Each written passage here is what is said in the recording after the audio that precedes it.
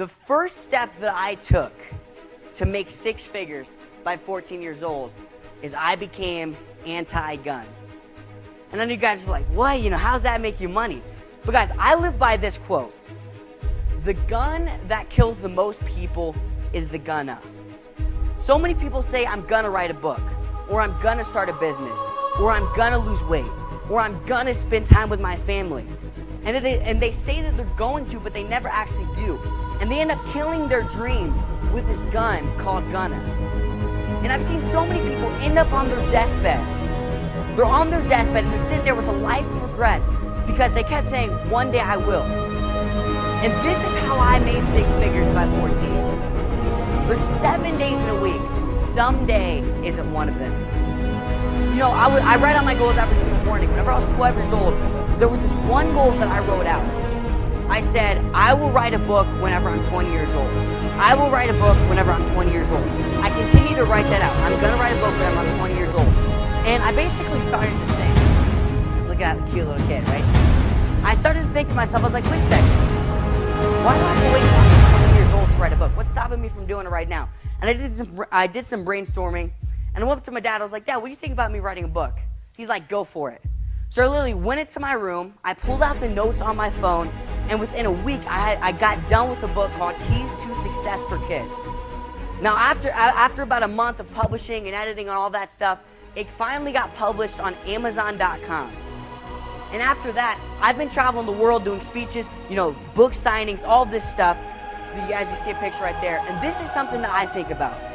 The greatest book ever written wasn't written. The greatest song ever sung wasn't sung. The greatest movie ever made wasn't made.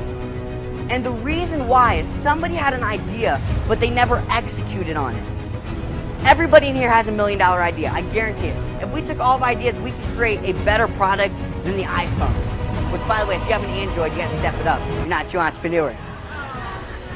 But I guarantee you, listen, we all have $1 million ideas.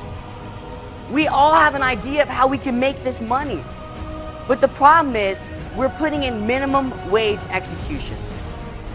If you have $1 million idea, you have to put in the $1 million work. And see, one day I sat there and I said, you know what, instead of saying I'm gonna write a book, I actually did it. And now because of that, it's opened up amazing opportunities, like me speaking to all of you guys. I was interviewed in Forbes, I was interviewed in Huffington Post, I was on national television doing an interview about my book.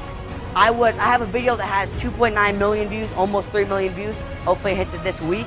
I've had dozens of viral videos. I was actually nominated in the top 20 most motivational influencers in the world. And the reason why, thank you. And the reason why is I didn't say that I was going to, I actually did it. And it opened up amazing opportunities for me.